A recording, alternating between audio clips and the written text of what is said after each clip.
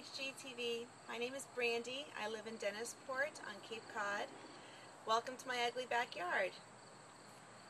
I'm hoping you might be able to help me out a bit with it. One of the perks about living on Cape Cod is that we have such great potential for outdoor entertaining and just really enjoying the outside, but not at my house. My house has so many different outdoor problems, and yet it's the perfect place really to be doing any kind of outdoor entertainment because we have such great privacy and a pretty nice spacious place. Starting here with the deck, I bought the house back in 2003 and the deck is original to the home.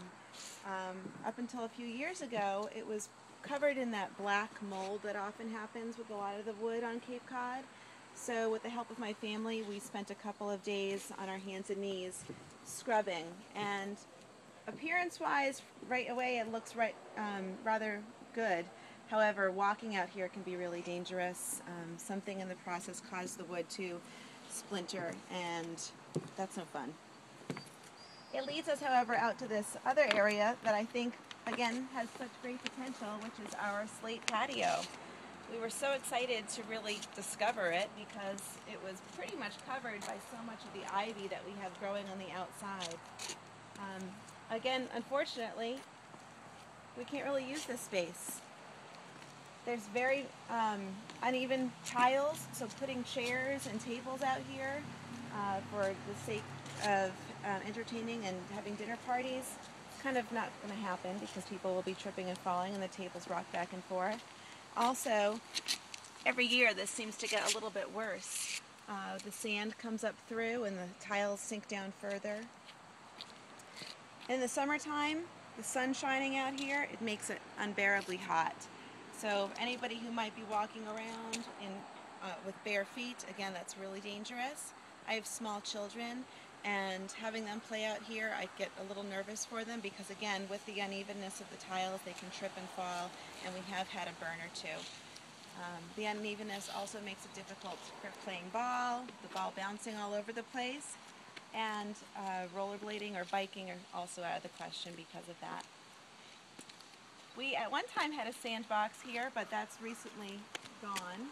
In fact, the whole backyard in this area was at one time pretty much sand. So it kind of looks a little bit greener at least, but most of it, as you can see, are weeds.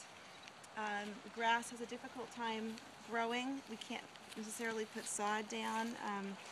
Just the maintenance of it and having, again, so much sun directly in this area, it tends to burn up. So although it does look better, it's still rather patchy. We were lucky enough to have a swing set here when we purchased the house. However, we had a storm recently, and I fear that we may end up losing this swing set as a result of it.